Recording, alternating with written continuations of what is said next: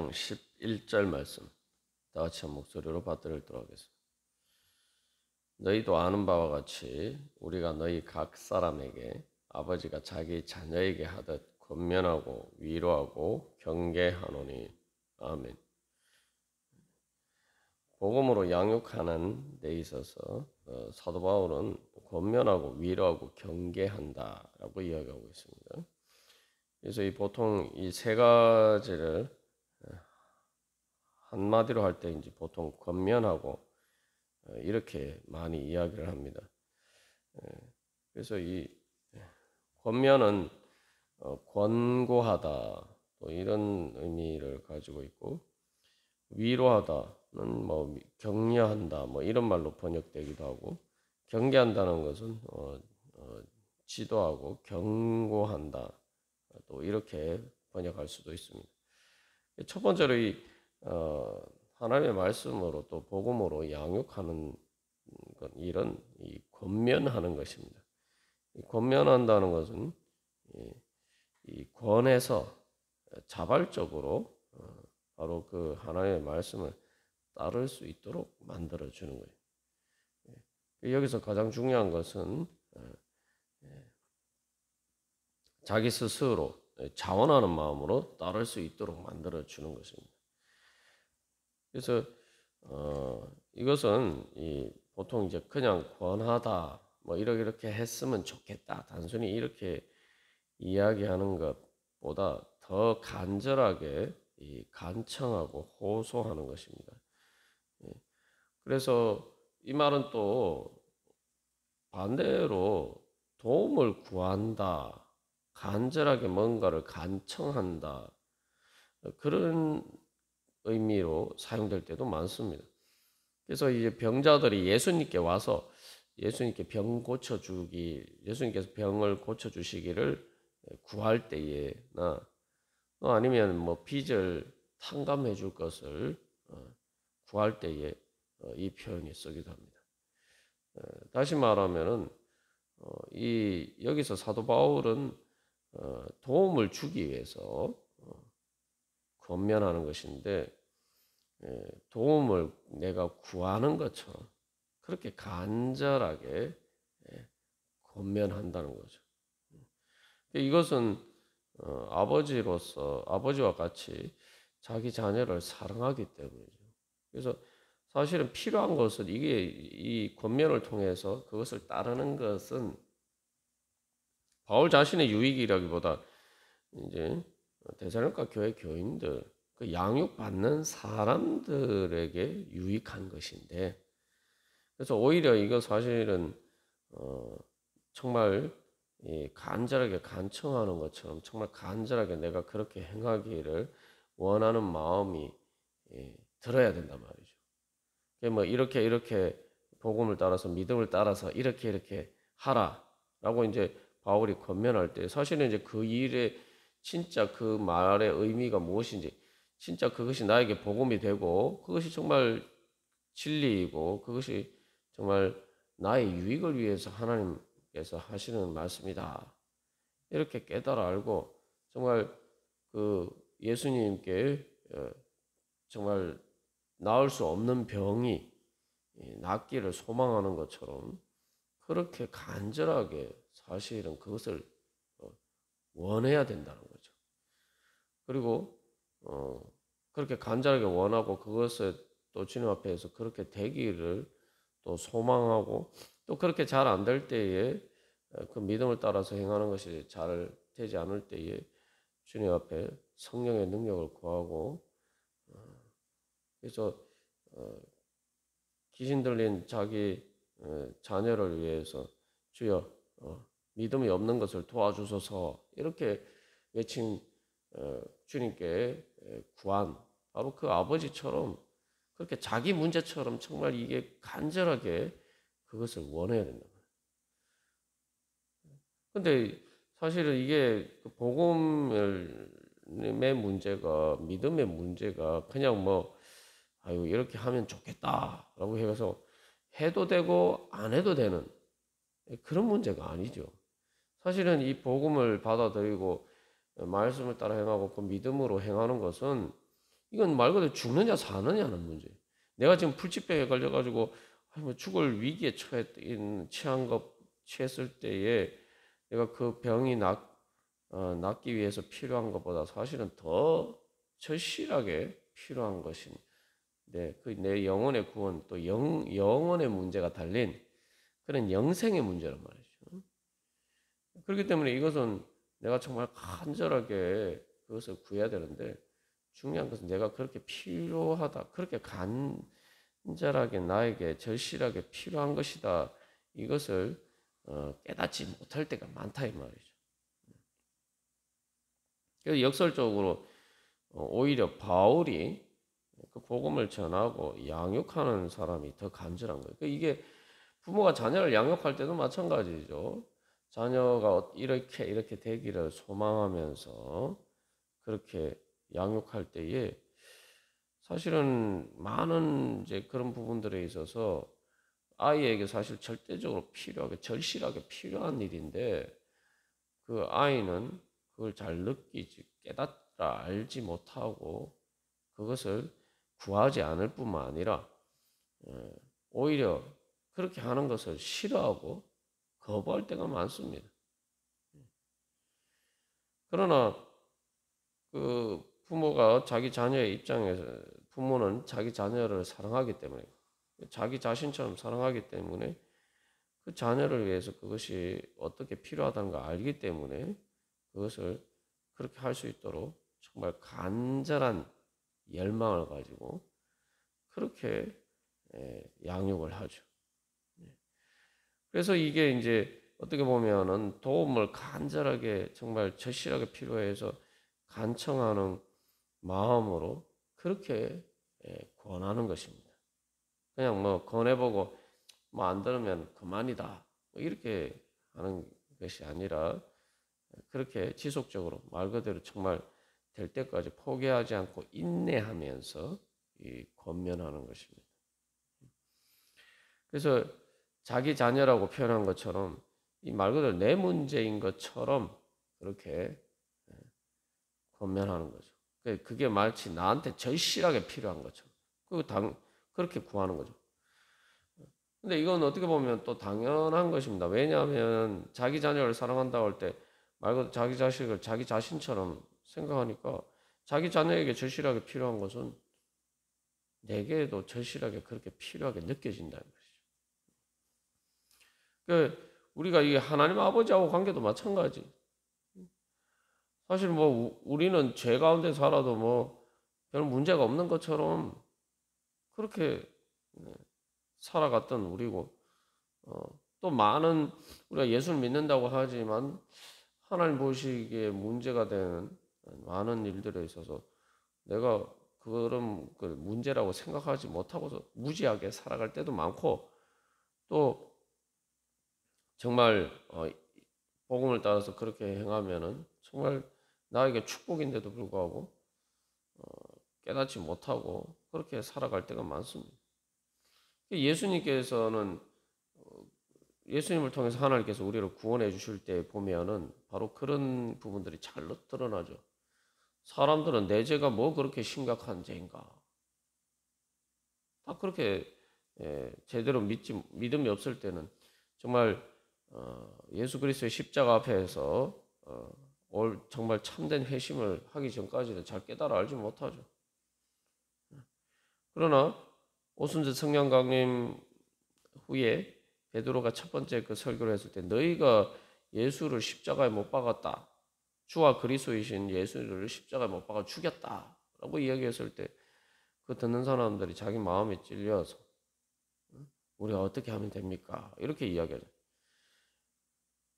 예수님께서 우리 죄를 위해서 십자가를 지셨다는 거고 예수님은 그만큼 심각하게 생각하시고 그리고 우리는 전혀 그런 문제를 해결해야 되겠다는 의지 자체가 없고 아예 생각 자체가 없고 오히려 그것을 그 죄 가운데 사는 것을 심지어 즐기기까지 하는데 예수님께서는 우리 죄를 위해서 십자가에 죽으셨단 말이에요. 하나님은 우리에게 그게 절실하게 필요하다고 생각하셔서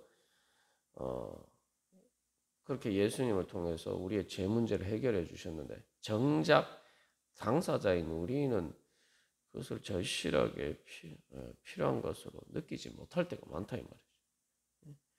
이게 하나님 아버지하고 우리하고 관계도 보면은 이제 그런 차이가 있죠. 이제 바울처럼 또 복음을 전하는 사람과 또 복음을 듣는 사람, 그래서 또 복음을 양육할 때에도 마찬 이런 이제 간극이 발생하는 것이고. 그러나 어쨌든 중요한 것은 하나님 아버지께서 그러하신 것처럼 바울도 그렇게 그런 마음으로 권면을 한다는 것입니다.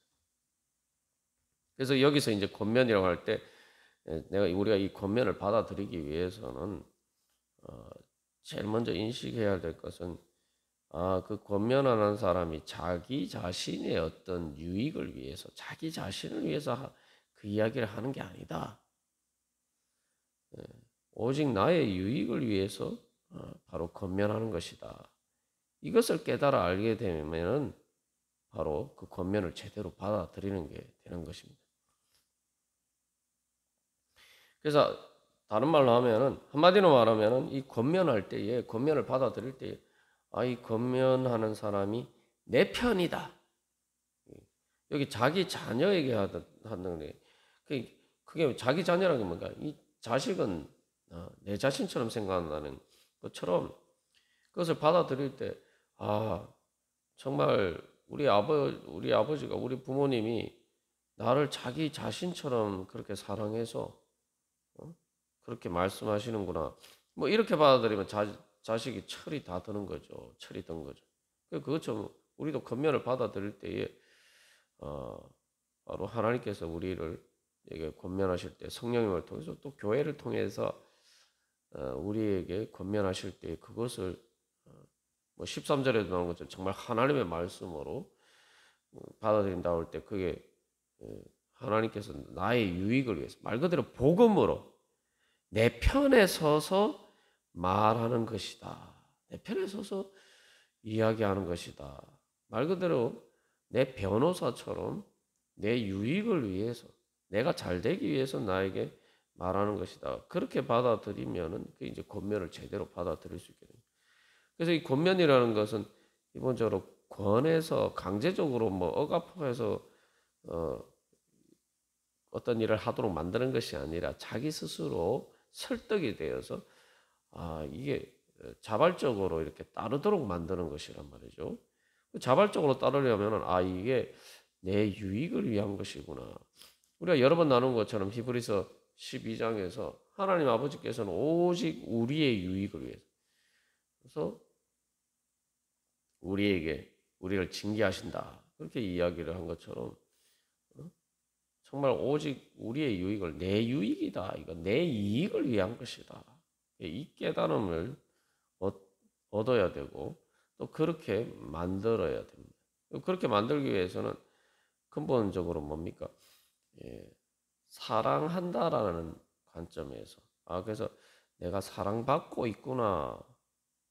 그래서 온유하게 그래서 권해야 되는 이유가 바로 거기에 있는 것이죠. 그래서 우리가 여러 번 나누었지만 또 이게 다시 한번 언급하면은 이 권면이란 말이 파라칼레오라는 동사인데 여기에서 바로 보혜사 성령님이라고 하는 바로 그 보혜사 파라클레토스라는 단어가 나왔다. 그러니까 이 권면하다는 말의 명사형이 보혜사예요. 그러니까 보혜사가 뭐냐? 보혜사가 바로 권면하는 사람이에요. 그래서 이것은 흔히 이제 변호사라는 의미로 이때 당시에 말했어요. 법률적으로 내가 불이익한 여러 가지 어려움에 처했을 때 그것은 나를 변호해 주는 사람. 권면하는 건 나를 변호하는 거라는. 하나님께서 또 그 말씀을 통해서 성령님을 통해서 교회를 통해서 나에게 권면하실 때 이거는 나를 변호해 주시는 거란 말이죠. 그런데 우리는 어리석게도 나를 고소하는 사탄의 이야기에 귀를 기울이고 그것이 마치 그래서 사실은 사탄은 이렇게 한단 말이죠. 사탄의 어떤 유혹을 할 때에 마치 우리의 유익인 것처럼 이야기하죠. 그래서 아담과 하와에게 뱀이 유혹할 때도 마찬가지입니다. 너희가 이거 먹으면은 선악과 먹으면은 너희가 하나님 말씀처럼 뭐 죽는 게 아니라 오히려 너희가 하나님과 같이 되어서 너희들이 잘 되는 거야. 진짜 잘 되는 거야. 이런 식으로 유익을 하죠. 그게 바로 이제 사도 바울이 2장 3절에서 간사함이나 부정이나 속임수로 하는 것도 아니다. 그런데 사탄은 권면처럼 보이지만 내 편에 서서 내 유익을 위해서 이야기하는 것처럼 이야기하지만 사실은 간사함이나 부정에서 속임수로 그렇게 한다는 거죠. 그래놓고 그렇게 해서 우리가 막상 사탄이 그렇게 그 거짓으로 우리를 속이는 것을 따르고 나면 어떻게 합니까? 싹 돌변해서 사탄은 하나님 앞에서 우리를 고소합니다. 저렇게 하나님 말씀을 따르지 않고 불순종하고 저렇게 죄를 지었는데 하나님 저거 벌 주셔야죠. 이런 식으로 오히려 태도가 돌변해서 오히려 우리를 고소하는 거예요. 사실은 그게 사탄의 목적이에요. 그래서 우리를 망가뜨리게 만드는 것이. 그래서 하나님의 심판을 받도록 그렇게 만드는 것이 바로 사탄이 하는 일이에요. 근데 우리는 거기에 속아서 자꾸 사탄이 내 편에 선다 이렇게 생각해요. 그리고 오히려 그러다 보니까 하나님의 말씀의 권면은 마치 날 위한 것이 아닌 것처럼 그렇게 자꾸 이렇게 받아들여진다. 그러니까 그것을 말 그대로 받아들이지 못하고 배척하고 거부하고 불순종하는 그런 어처구니 없는 사태가 벌어지는 거예요. 그래서 우리가 항상 기억해야 할 것은 성령님께서 나에게 말씀을 통해서 권면하시는 것은 나를 변호하시는 말씀이다. 내 편에 서서 나를 변호하시는 말씀이다. 그러면 내가 그 말을 잘 따라야 돼. 성령님께서 나를 변호하시기 위해서 하시는 말씀인데 우리가 따르지 않으면 결국은 자기 스스로 자멸하는 거예요. 우리가 이 생각해 보면 내가 어떤 법적인 문제에서 이제 소송이나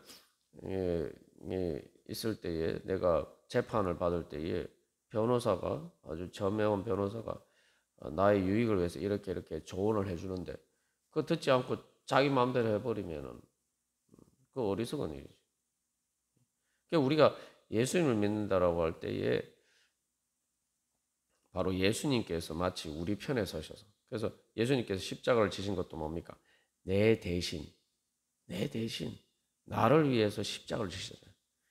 그러니까 예수님이 바로 보혜사예요. 예수님이 우리의 변호인이신 거예요, 사실. 그래서 예수님이 내가 또 다른 보혜사를 보내주겠다. 그 예수님의 영이신 성령님께서 그래서 우리가 믿어야 돼요. 성령님께서 나를 권면해 주신 거예요.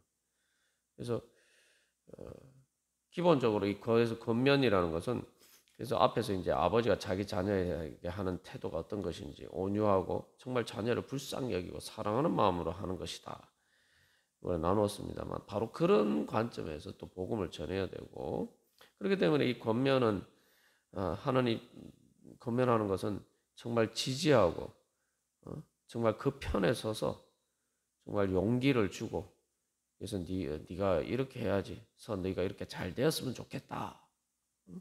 저거 이렇게 격려해 주는 거죠. 또 그런 의미에서. 그리고 또 그렇게 권면할 때 또 그것을 그렇게 받아들이고 그렇게 하면은 그것을 통해서 정말 하나님의 축복의 그 복음이 바로 우리의 가운데 현실적으로 이루어지게 되는 것이죠. 그래서 다시 한번 우리가 하나님하고 관계에서 오늘도 성령님께서 나를 어떻게 권면하시는가? 나는 그 권면을 어떻게 받아들이고 있는가? 또 우리가 그렇게 그 권면을 복음으로 그렇게 받아들일 때 또 우리가 또 다른 사람들에게 또 그렇게 권면하고 그렇게 복음을 또 전하고 복음을 따라 양육할 수가 있겠죠. 그래서 하나님과 나와의 관계를 먼저 비추어서 생각해보고 또 그런 관점에서 나는 정말 하나님께서 보혜사 성령님을 통해서 나를 권면하시는 그런 마음으로, 예수님의 그런 마음으로 나도 정말 다른 사람들을 권면하고 양육하고 있는가. 우리 교회는 그런 사명을 그렇게 올바르게 감당하고 있는가. 또 그런 일에 있어서 우리도 그렇게 또 권면을 받아들이고 있는가. 이런 것을 우리가 다시 한번 돌이켜보면서 정말 간절한 마음으로, 그래서 이제는 오히려 우리가 간절하게 도움을 구하는 것처럼 예수님께 병 고쳐주기를 구한 사람들처럼 주님, 주의 성령님을 통해서 저에게 권면해 주시고 그래서 저를 인도해 주시옵소서. 오늘도 주님 성령을 통해서 주여 깨우쳐 주시고 가르쳐 주시옵소서. 이제는 성령님의 권면을, 하나님의 그 권면을 내가 간절하게 구할 때 주님께서 우리에게 그런 은혜를 주실 줄 믿습니다. 우리 다 같이 기도드리겠습니다.